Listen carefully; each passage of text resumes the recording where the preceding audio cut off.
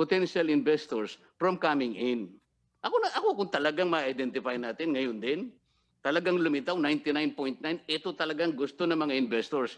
Sino naman tayo para hindi tayo, di ba, masway dun sa kanong argument?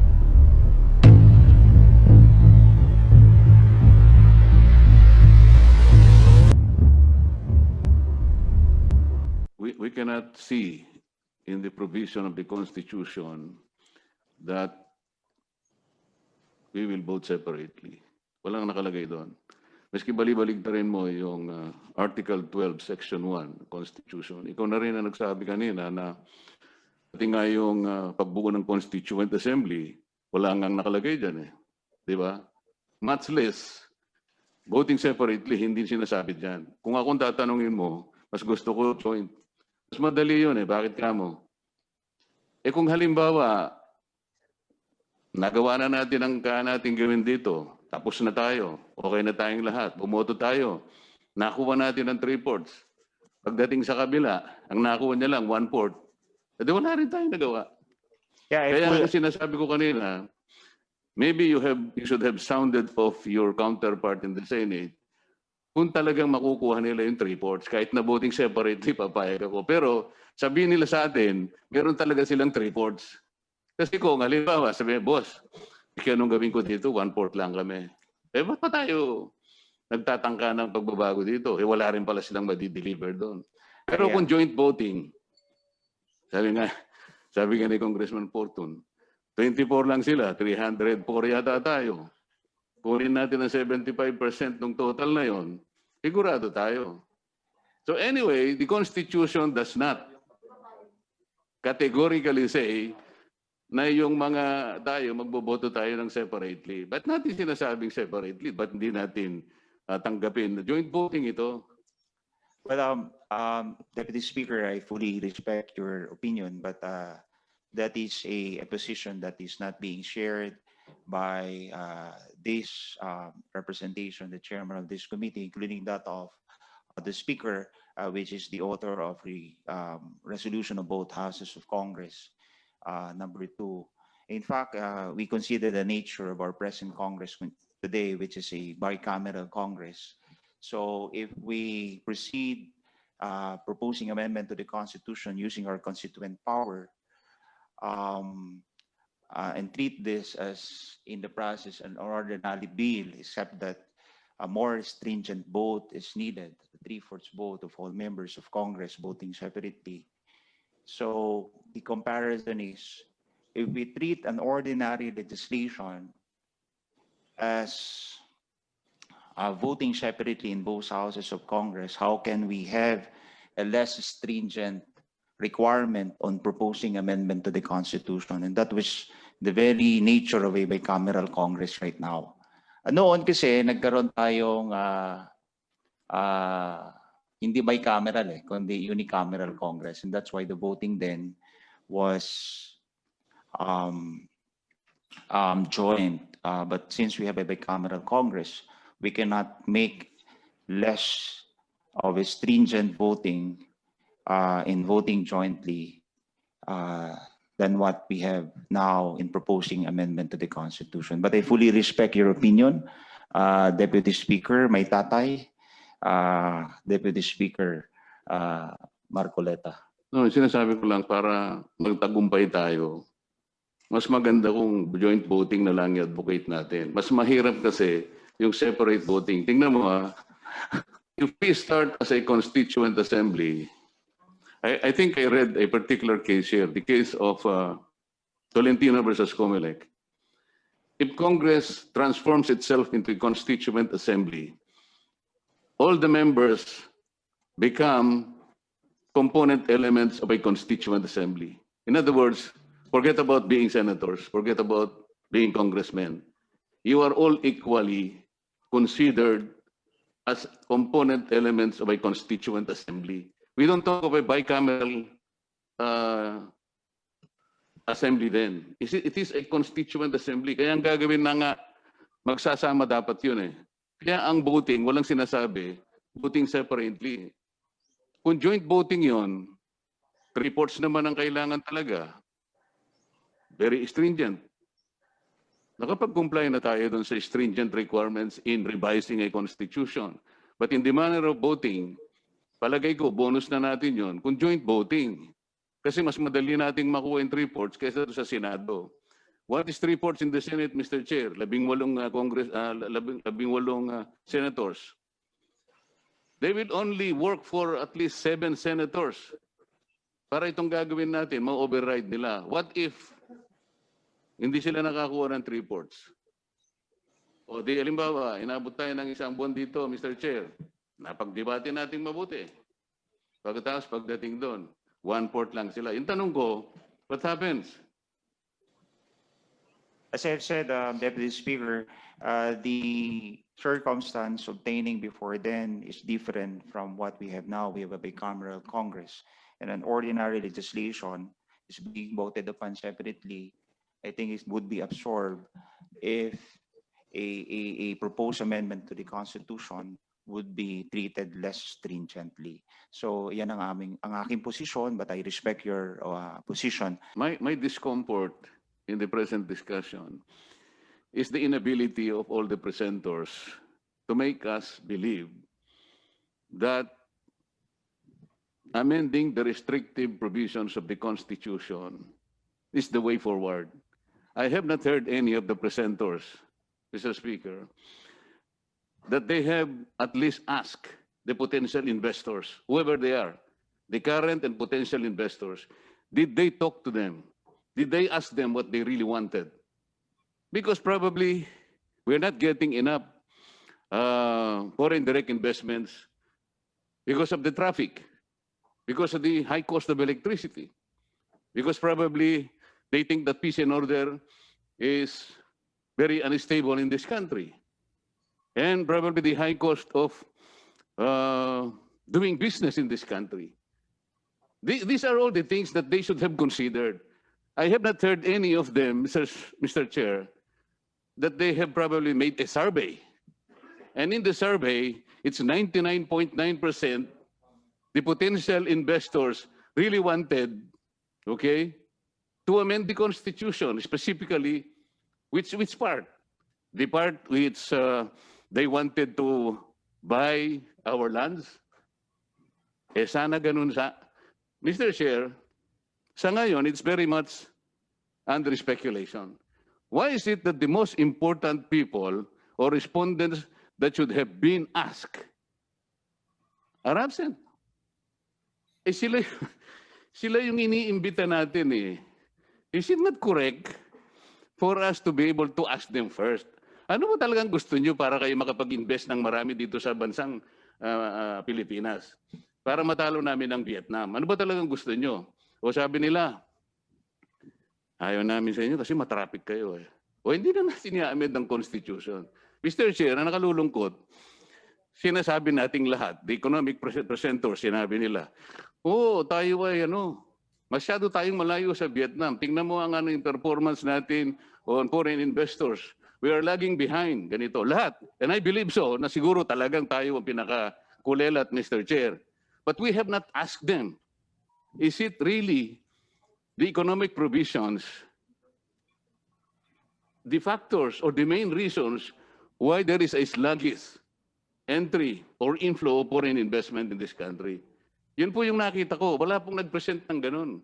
There should have been a comparative presentation na pinagtatanong po natin ang potential investors natin, mga capitalist, mga foreign capitalist, kung ang gusto talaga nila ay baguhin natin ang ating Constitution in relation to its economic provisions. Thank you. Wala po akong narinig, Mr. Chair. Yeah, May I thank you. May I answer that, Yes, Mr. Chairman? thank you, Deputy Speaker Marcoleta. In fact, we have a consolidated matrix of position of resource person on specific amendments of the 1987 Constitution with regard to the economic restricted provision. And the business groups that were invited before and submitted their position papers in the 16, 17, and 18 Congress, because as you know, Deputy Speaker Marcoleta, this is just a continuation of hearing. Before we already had a committee hearing in this regard.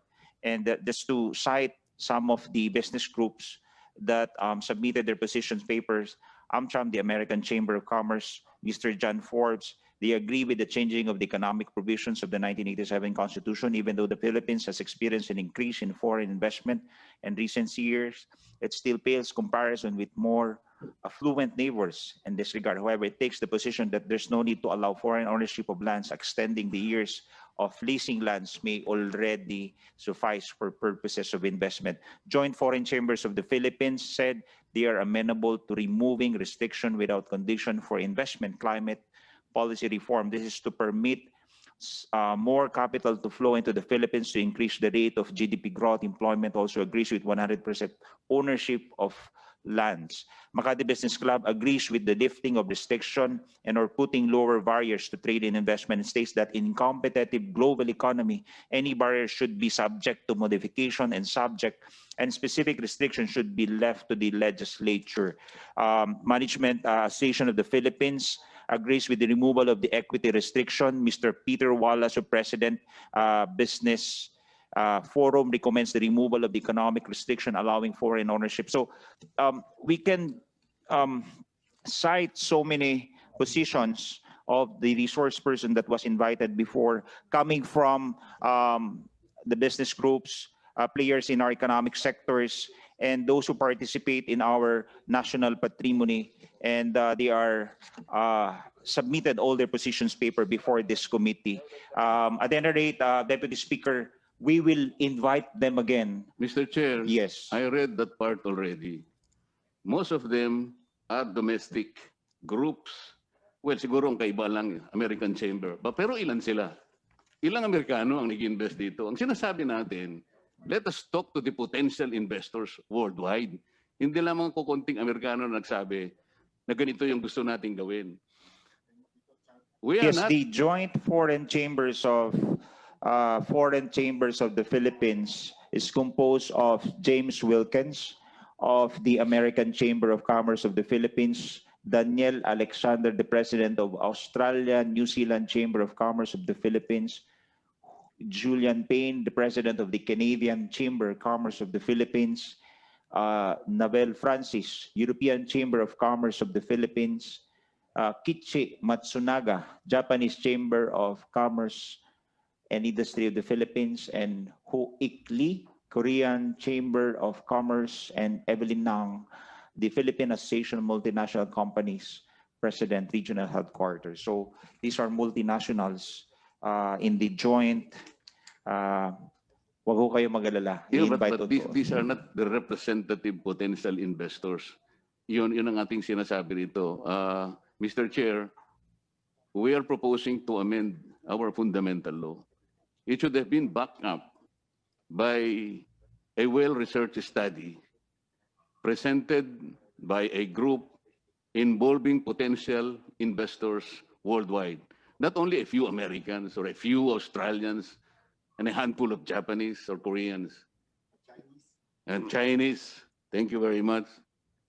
Kailangan nandun yung kitang-kita mo talaga. Each one of them are itching and proposing to us, please amend your constitution, specifically provisions 1, 2, 3, and 4.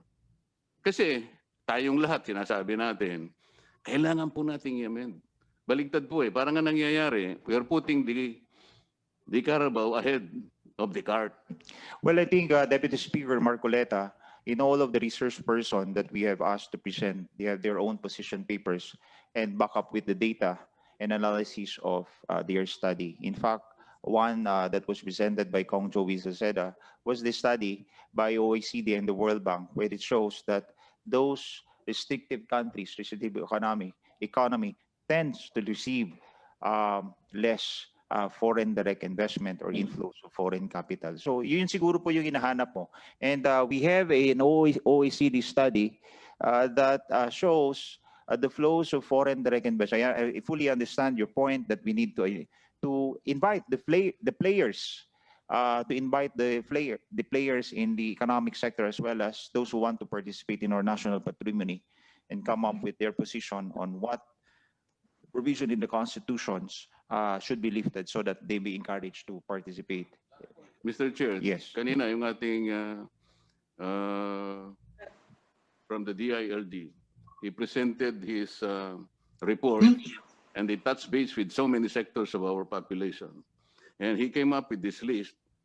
So I believe in this list, and probably these are all active signatures composing of something like 556,000 people wanting to amend our constitution. Pero sabi ko nga, he could have gathered 55 million votes. Kung pinresent niya sa mga tao, tingnan mo, lahat ng potential investors in this planet, talagang pupunta sila sa atin kung i-amend ang constitution natin. Palagay ko ako, pipirma na rin kagad ako. Sapagkat nakita ko mismo, ang nagsalita are potential investors. These are the correct respondents that should have influenced our decision. Talaga palang kailangan nating i-amend ang constitution. Hindi tayong nauuna. Oh, teka muna, kulelat tayo. Kaya pala tayo kulelat, nagatatakot sila dahil malala ang traffic natin. Masyadong, para siya makakuha ng permit, Mr. Chair, it will take him 30 days. Yeah, I Samantalang fully sa understand Singapore, your point. one day lamang yung Yes, ano. yes, Pagkatapos Deputy ang Speaker. kuryente mo, napakataas. Baka ako, these are the factors that discourage the potential investors from coming in. Ako kung talagang ma-identify natin ngayon din, talagang lumitaw 99.9, ito talagang gusto ng mga investors. Sino naman tayo para hindi tayo, di ba, masway dun sa kanong argument? I fully understand your point, Deputy Speaker. In fact, those are essentially domestic problems that can be addressed by, of course, good governance and political will.